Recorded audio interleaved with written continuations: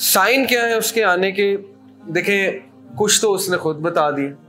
तमीम अद्दारी एक सहाबी क्रिश्चियन थे उस टाइम पे।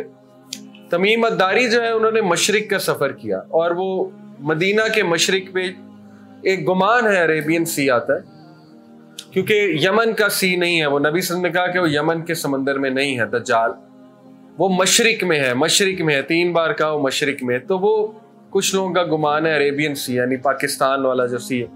वो एक वीडियो रिसेंटली मैंने देखी, उसने तो ये भी डिड्यूस किया कि वो अरेबियन सी में एक आइलैंड है जो पाकिस्तान के अंडर है, तो उसमें काली माता का जो है ना वो मंदिर भी है, बहुत पुराना मंदिर काली माता का। तो काली माता के एट्रीब्यूट्स अगर हम पढ़े ना, तो वो जसासा जो जानवर था दज्जाल का, उसके साथ जरा मिलते हैं। वल्लाहु आलम, अल्लाह बेहतर जानते हैं। हम सिर्फ एक क्या सराई कर सकते हैं, हमारा सिर्फ एक अंदाजा हो सकता है, बाकी वो कहाँ है अल्लाह बेहतर जानते हैं, वो आइलैंड कहाँ पे है, ये बात वाज़ेह करना बहुत जरूरी है। बहरहाल तमीम अद्दारी जो थे वो मशरिक में सफर की तरफ गए कश्ती पे अपने कुछ साथियों के साथ। तो कहते हैं कि ना तूफान आया तो 1 महीना हमारी जो है ना वो कश्ती घूमती रही तूफान में, हमें समझ ही ना आए। 1 महीना जो है वो कश्ती कभी इधर कभी उधर, यानी कि वी वर लॉस्ट, हमें पता भी नहीं हम समंदर में हैं कहाँ। तो फिर 1 महीने बाद वो हमें सामने एक आइलैंड नजर आया थोड़ा सा दूर।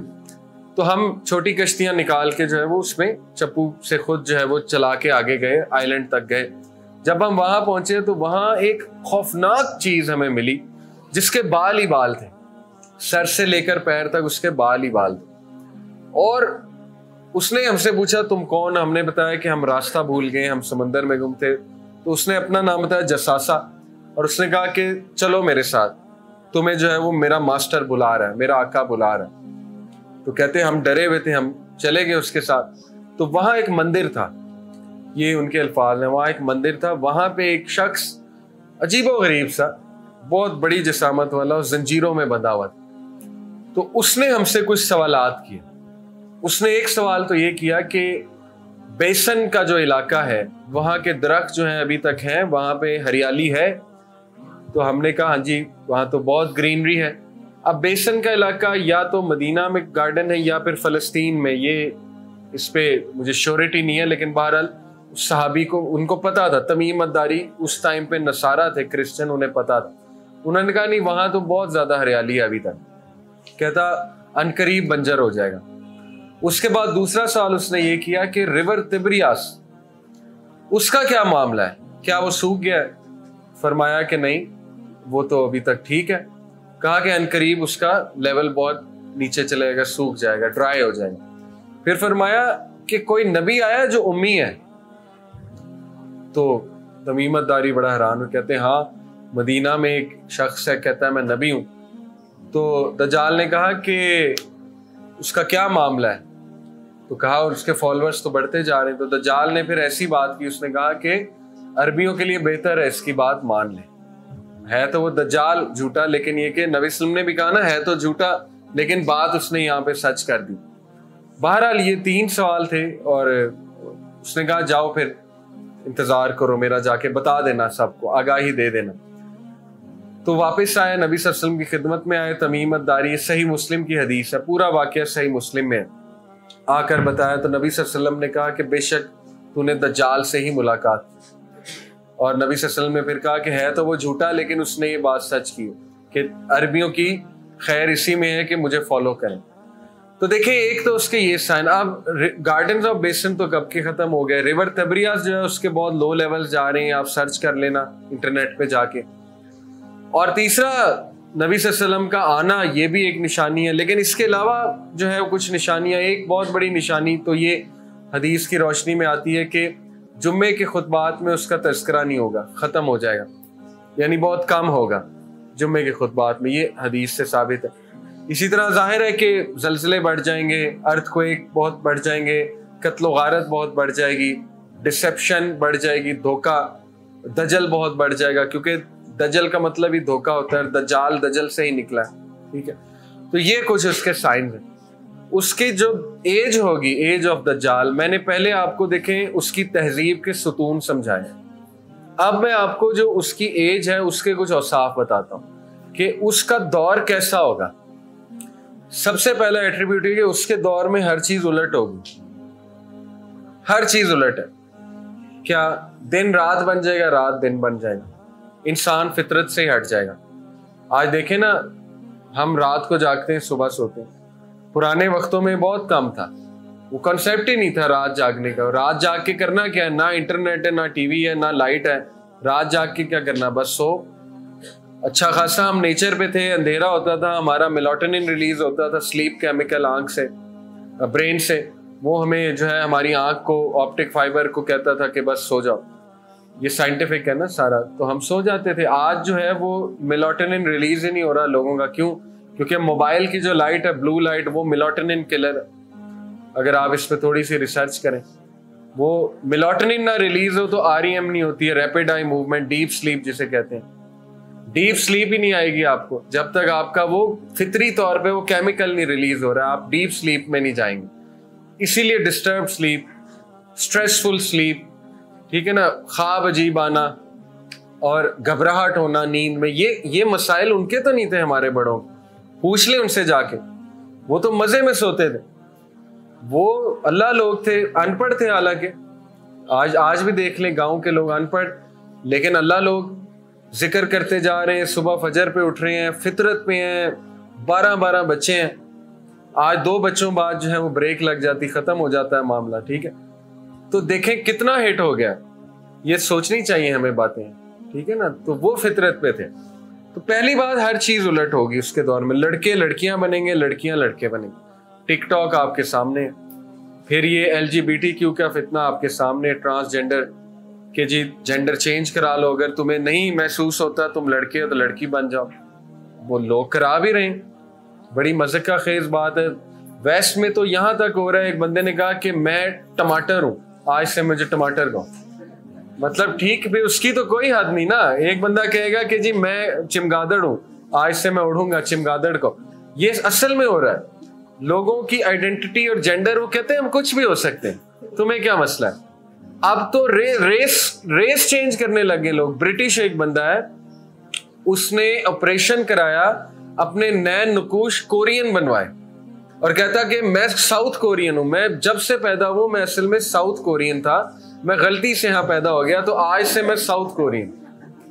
یہ ہے خباثت. وہ جو شیطان دیکھیں ہنستا ہوگا نا, یہ ابن آدم دیکھو فرشتوں نے سجدہ کیا اور یہ کیا کر رہا ہے, تو وہ یہی تو چاہتا ہے نا کہ ان کو میں اس طرح سے گمراہ کروں. تو بہرحال وہ آپ دیکھ رہے ہیں, تو ہر چیز الٹ ہو رہی ہے. انسان کی ہماری خوراکیں دیکھ لیں, ہمیں پینا کیا چاہیے, دودھ, دہی, فریش چیزیں, جوس. ہم کیا پی رہے ہیں, کوکا کولا.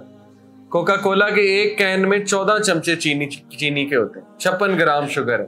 56 گرام, ایک چمچی میں 14 گرام شوگر آتی ہے. تو یہ 56 گرام کا مطلب جو ہے وہ 14 گرام تقریباً, جو ہے 4 گرام آتی ہے ایک چمچی میں. ہمیں کھانا کیا چاہیے, دیسی خوراک, لیکن ہم کیا کھا رہے ہیں آپ کے سامنے, فاسٹ فوڈ. حرام نہیں ہے ظاہر ہے, کوک بھی حرام نہیں ہے, لیکن دیکھ لینا کہ اس کے صحت پہ اثرات کیا ہیں. اوبیسٹی, شوگر, ڈائبٹیز, اور فرٹیلیٹی ریٹ کم ہو جانا, ٹھیک ہے نا, اور قوت مدافعت کم ہو جانا, یہ سارے اس خوراک کے اثرات ہیں. ٹیسٹوسٹیرون لیول, برٹش کا آپ کو اسٹیٹسٹک بتا رہا ہوں, 30% مردوں کا جو ہے نا وہ 30% ٹیسٹوسٹیرون لیول گر چکا ہے مردوں کا, برٹش مین جو ہیں. اب ٹیسٹوسٹیرون سے مردانگی ہوتی ہے, ٹھیک ہے نا, یہ کیمیکل ہے. تو یہی چیز یہاں آ رہی ہے, یعنی اس کے دور میں ہر چیز جو ہے وہ اپوزٹ ہوگی. انسان فطرت سے ہٹتا جائے گا, رات کو دن بنا لے گا, دن کو رات بنا لے گا, حلال کو حرام بنا لے گا, حرام کو حلال بنا لے گا. بس یہی بات ہے. پھر اس کے دور میں مس انفارمیشن بہت ہوگی. ایک جو لحاف ہے اس کے فتنے کا, جب انسان کے اوپر لحاف آتا جائے نا, پردہ آتا جائے, تو پھر وہ دیکھ نہیں سکتا. تو اس کا ایک جو لحاف ہے جس کے پیچھے وہ چھپا ہوا ہے, وہ مس انفارمیشن کا. مس انفارمیشن سے مراد ہے یعنی غلط انفارمیشن. تو میڈیا, سوشل میڈیا جو ہے وہ جب آپ کا ریسرچ کا ٹول بن جائے گا تو یقین کریں آپ مس انفارمڈ ہیں. آپ کیا سمجھتے ہیں, آپ کو ہر چیز وہاں ٹھیک بتائی جا رہی ہے. پورن انڈسٹری اتنی پاورفل ہے, اتنی پاورفل ہے آج کے دور میں, ان کے پاس اتنا پیسہ ہے, اتنا پیسہ ہے کہ انہوں نے گوگل کو پیسہ لگایا ہوا ہے کہ کوئی بھی پورن کے خلاف ریسرچ گوگل پہ نہیں آنی چاہیے. آپ کو نہیں ملیں گی. گوگل پہ آپ جا کر لکھیں گے از پورن ہارمفل, آپ کو اس کے مترادف ملیں گے آرٹیکلز کہ نہیں بینیفیشل ہے, ڈاکٹرز ریکمینڈ کرتے ہیں. یہ کیا چکر ہے, ٹھیک ہے نا, نہیں ملے گی آپ کو.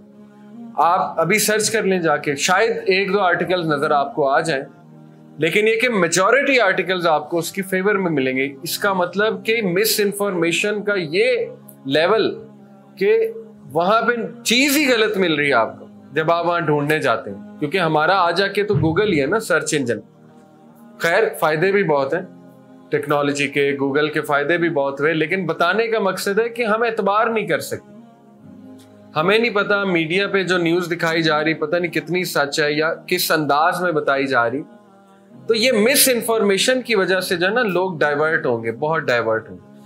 اس کے بارے میں بڑی مس انفارمیشن ہوگی, لوگوں کے عقائد خراب ہوں گے اس دور میں, لوگ کی پرائرٹیز چینج ہو جائیں گی وغیرہ وغیرہ. پھر اس کے دور کا بہت بڑا ایٹریبیوٹ ہے انہیلدی فوڈ, جو میں بتا چکا ہوں. ایسی غذا جو نشو نما کرنے کی بجائے جو ہے وہ انسان کا ستیہ ناش کرے. تو اسی لیے دیکھیں کند ذہنیت بہت بڑھتی جا رہی. اسٹل ماشاءاللہ ابھی یہ کہ کافی بچت ہے, لیکن آپ مغرب کے معاشروں کو دیکھیں تو ہم ان کی مثال دیتے ہیں نا, گورے زیادہ تر کند ذہن ہوتے ہیں. میں نے کام کیا ہوا گوروں کے ساتھ. جو ٹیلنٹ پاکستانی میں ہے نا, ایشین چلا رہے ہیں, آپ کو پتا ہے ویسٹ کو, Indian, Pakistani, south Korean, Chinese, سارا تو وہ چلا رہے ہیں. گوروں میں ہے بڑے بڑے لوگ ہیں, ایسی کوئی بات نہیں, لیکن یہ کہ اوور آل دیکھا جائے ان کی جنریشن کو ڈم بنایا گیا, ڈبے کی خوراک کھلا کے, فروزن فوڈ کھلا کے. اس پہ کبھی ریسرچ کیجیے گا, بڑی بڑی ڈاکومنٹری ہیں فوڈ انڈسٹری کے بارے میں کہ وہ گیمیں کیا کھیل رہے ہیں ہمارے ساتھ. فیک چیزیں آ گئی نا. دیکھیں ہمارے ہاتھ میں جو مینگو ہے وہ نیچرل تو نہیں ہے, پتہ نہیں کتنے ٹیکے لگے ہیں اسے, کہاں پر آرٹیفیشلی وہ اگایا گیا. جو سیب ہمارے ہاتھ میں آ رہا ہے وہ پتہ نہیں اس کو کلر کیا گیا ہے, کیا کیا گیا ہے, اللہ بہتر جانتا ہے وہ کس طرح گرو کیا گیا ہے. تو ٹھیک ہے تو حلال, لیکن یہ کہ کیا اس کے وہی کیمیکلز ہیں, وہی وہ چیز ہمیں دے رہا ہے جو نیچرلی دے گا, یہ کویسچن مارک ہے. برائلر چکن ٹھیک ہے حلال ہے, لیکن یہ کہ کیا وہ وہی انگریڈینٹس دے رہا ہے جو کہ ہمیں دیسی چکن دیتا ہے.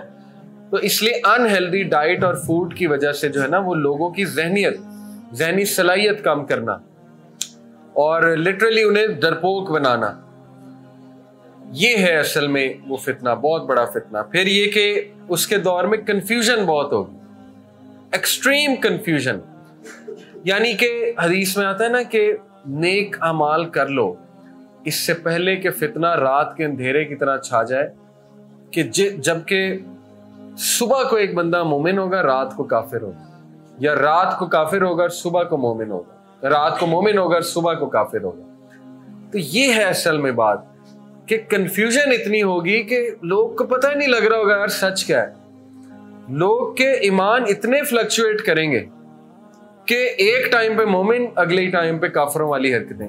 مقصد تو یہ نا بتانے. اب دیکھیں نا آج کیا وہ دور نہیں ہے, ایک بندہ 5 نمازیں پڑھتا ہے, مومن والی حرکت ہے آج کے دور میں, بہت بڑی بات. لیکن جب وہ اکیلا کمرے میں جاتا ہے تو سارے اعمال اپنے ضائع کر دیتا ہے. کتنا فلکچویشن ہے, کنٹرول بھی نہیں ہے. دیکھیں سیدھی سی بات, وہ حدیث ہے نا کہ اللہ تعالیٰ قیامت والے دن ایک شخص کے بہت اعمال ہوں گے, پہاڑ جتنے, اللہ تعالیٰ دھواں بنا کے اڑا دیں, ڈسٹ بن جائیں گے اس کے اعمال. وہ ایک دم رونے لگ جائے گا, پریشان ہو جائے گا, یہ میرے ساتھ کیا ہوا. تو پھر اللہ کہیں گے کہ یہ جو اعمال تھے اس کے لوگوں کے سامنے تھے, اکیلے میں جب یہ جاتا تھا تب میری ساری حدود جو ہے ان کو پامال کر دیتا تھا.